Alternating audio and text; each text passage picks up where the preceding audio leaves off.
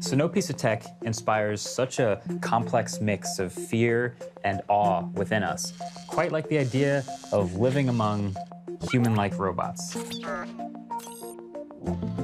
But how close have we come to achieving this past promise of robot companions? And maybe the real question is, how human-like do we really want them to be? I'm Marquez Brownlee, and I review dope new tech, but on this show, I'm rewinding the clock to look at the tech of the past that we thought would be our future. This is Retro Tech Robots. Hey, what's up? I'm KBHD here, and the tech we're gonna be talking about today is robots. I don't know what exactly we're about to take out the box. Let's get into it. Whoa. Omnibot, a personal robot with a programmable memory system. When did Star Wars come out? Was this before R2-D2? It is embarrassing, I don't know when it came out, but it looks like R2-D2. Omnibot was released in 1984, at a time when it had become obvious that robots with advanced AI like R2-D2 were still a long way away. Omnibot was expected to restore popular interest in robots among consumers. And this is the remote. It's pretty gigantic for what it does. Here it's got the antenna to connect to the, the robot. I'm gonna turn it on. We've got batteries in here. And I think I just hit the remote on button.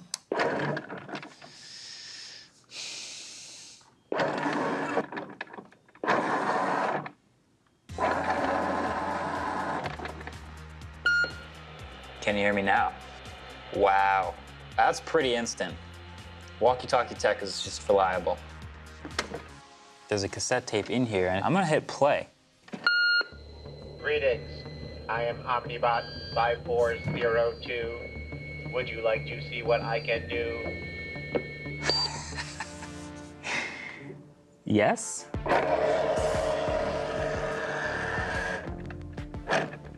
So that is hilarious. Let's see if we can set him down and set him free. I feel like this is about a half a mile an hour. I'd like some water, please. It's so slow.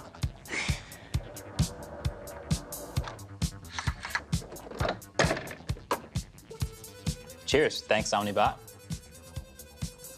Let's just get right into it then. Thanks for joining me. First thing I'm gonna ask you to do, though, is check underneath your chair. What comes to mind when picking that up and holding it? Oh, God. The 1980s or 70s or 60s, maybe? I don't know. Omnibot. Hello, Omnibot. Omnibot makes terrifying noises. This was once the future, and now he'd just feel so old. But yeah, this is pretty badass.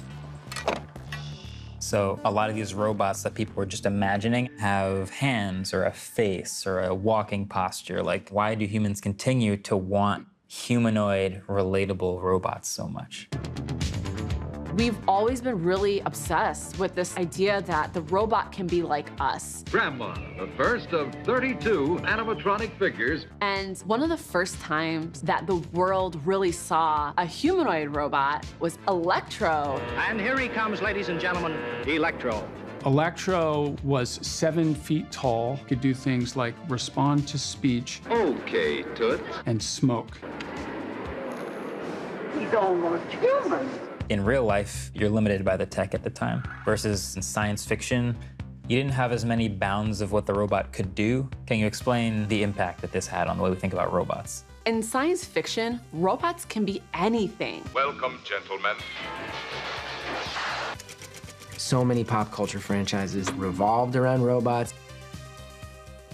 Open the pod bay doors, Hal. I'm afraid I can't do that. Robots were everywhere.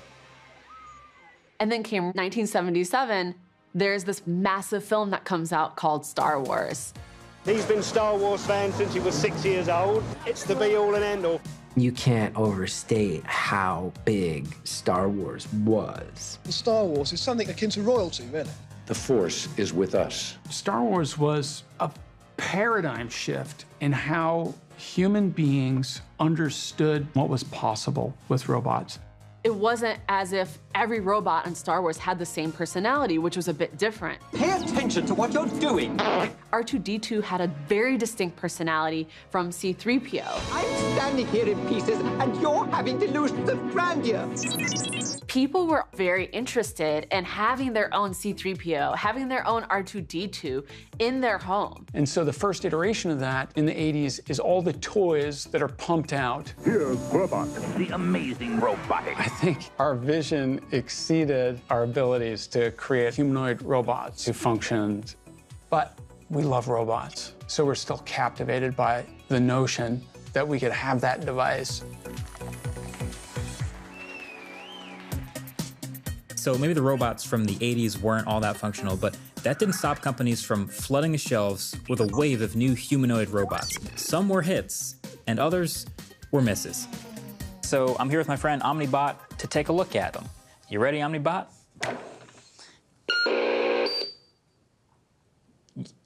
Okay, this is dope or nope. Let's get into it. This is by Nintendo, Robotic Operating Buddy. Rob.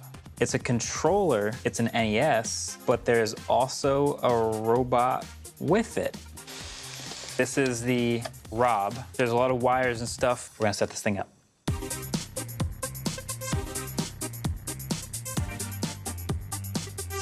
Wow, there's something about the simplicity. That is sweet. There you go. Robot gyro.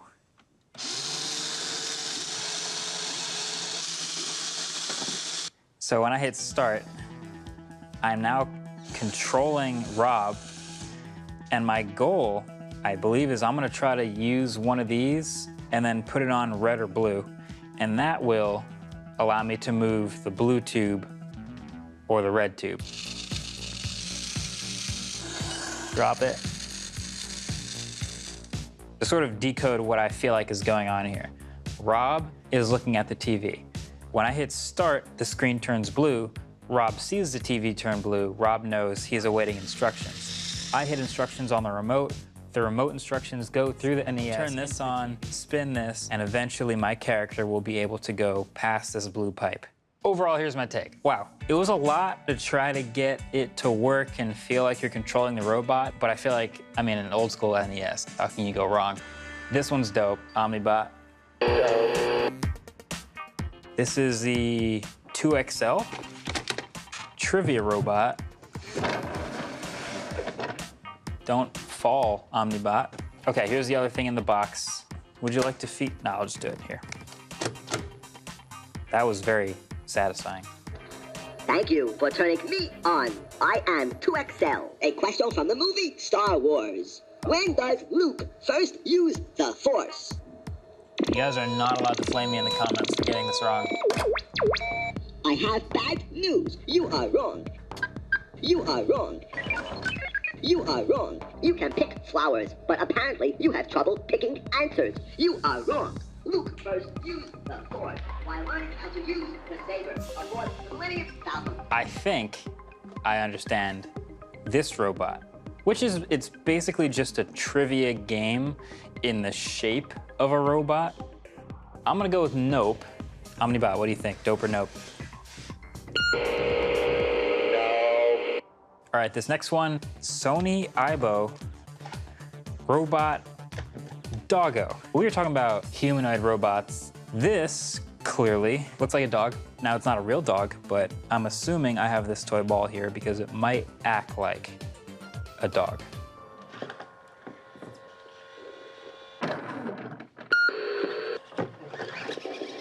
Oh, word? Yo. I don't like how the eyes turned red and then it looked at me. That was kind of weird.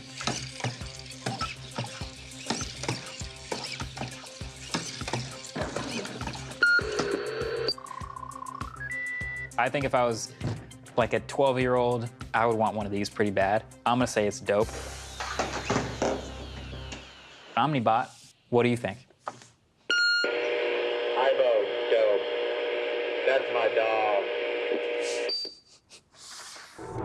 In the 1980s, from these ideas that we had in science fiction, people are starting to get into this idea, they can have a personal robot in their home. We thought we can build something that's gonna be your friend. Something that's gonna like crawl into a bed at night and pull up its covers and just be like, good night, I'll see you in the morning, best friend. But there's a lot of things that go on to make a robot. The technology has to be there, but people are just so excited for this future of having their own robot, they're willing to just believe it. I guarantee nobody will get in when a robot's on guard.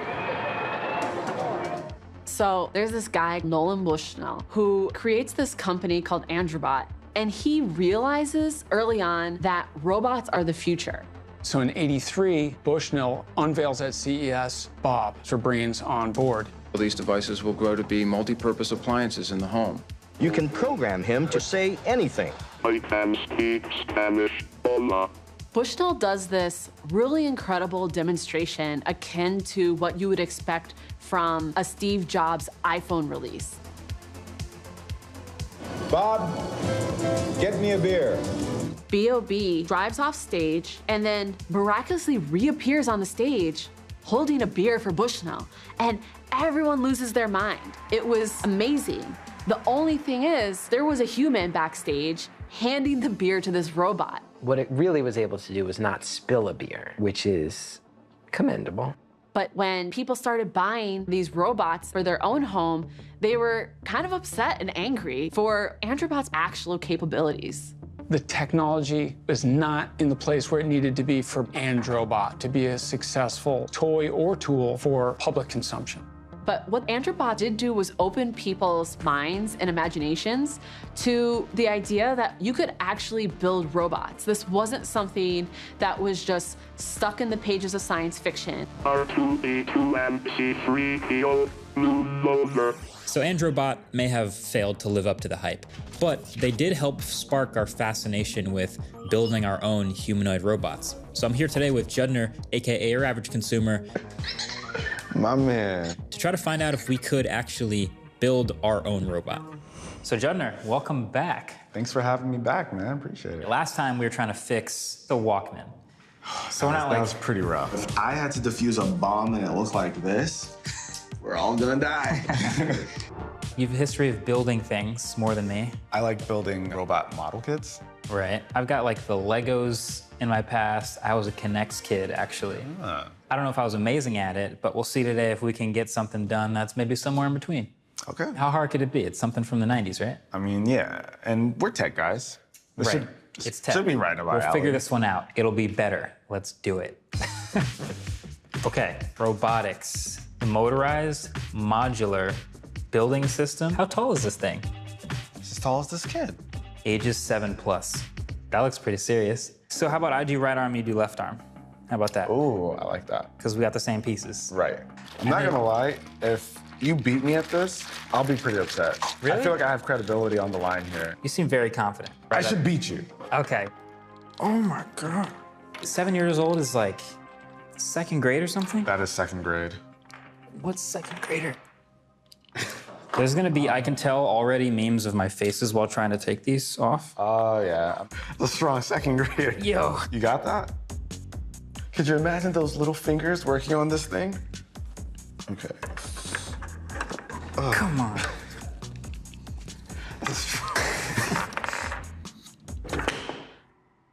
Wow. Oh, there you go. Didn't break it. Look at that. I got a rotator cuff. Seeing the semblance of something here. All right, Marquez, I'm done. Looking pretty good. Is it perfect? I'd say so. Okay. Who's gonna tell me it's not? I don't know. I'm gonna go ahead and try and work on something else. In the meantime, I'll see if I can do the head. This one. This is definitely gonna work. Here we go.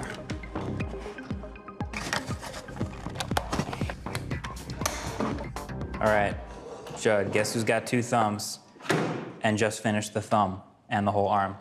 This guy. Congratulations, man. So let's plug them all in, because this is about as far as we're gonna get. First motor, here we go. That's cool. That's just cool. It's gonna reach forward and backward. Nice. Second motor, this is my hand, ready? Yo, I nailed that. How was that, firm handshake? Good job. I'm gonna press yours.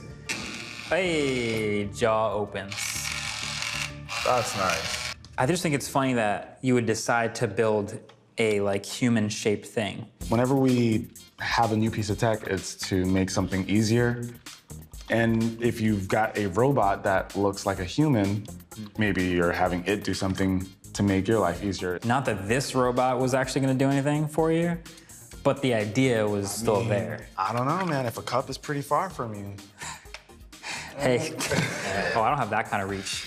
I got like. You got that reach, man. We all had different ideas of what robots of the future would look like, but no matter what shape they took, we always imagined they would serve us and make our lives easier. Time here. Whenever we've envisioned the future, we thought that technology is going to ease the burden on us so that we can have more leisure time. People love this idea of having this servant that's going to do all the things that we don't want to do. And one of those first examples was Rosie the robot. I'll get right to work, ma'am. She's a maid robot. That's what she's programmed to do. Just cleaning the rug, ma'am. And you come to the present day, the robot that ultimately takes off and becomes a viable robot is the Roomba, which is the epitome of a servant robot. Now, there's a smarter way to vacuum. The Roomba is a perfect robot because it's not invasive to our homes and it executes a task that we all hate. But also, they were robots that we could give personalities. Oh! My kid kind of treats the robot vacuum like a lot of kids would treat a dog. Like, he gets excited when it comes on and runs over to see what it's doing. As a parent, I'd much rather have something that's an abstract shape where if it decides to vacuum itself down a set of steps and break, I don't feel like I need to hold a funeral. I think the Roomba is like the perfect example. You could either have a robot that pushes a vacuum around for you, or the robot is the vacuum. So is it even a good idea to have humanoid robots? Is that a future we should look forward to?